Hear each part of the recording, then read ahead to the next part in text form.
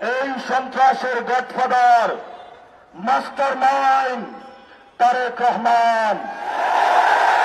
আপনাকে হুঁশিয়ার করে দিতে চাচ্ছি, জিয়াউর রহমান গণতন্ত্রের পক্ষে ছিলেন, খালেদা জিয়া বাসার সামনে বালুর ট্রাক ছিল, এক সেকেন্ডের জন্য দাঁড়াইতে পারেন নাই। জনগণ আপনাদেরকে মুক্ত করে দিয়েছে, অকৃতজ্ঞ হবেন না। যেই মানুষ মুক্ত করে দিয়েছে সেই মানুষের উপরে আপনি বুকে গুলি চালাচ্ছেন।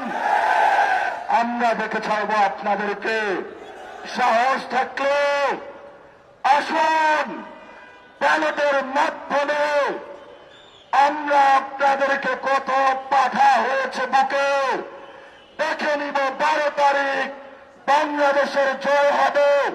সন্ত্রাসকে না বলুন, টেন্ডারবাজকে না বলুন, দুর্নীতিকে না বলুন, দখলদারিত্বকে না বলুন।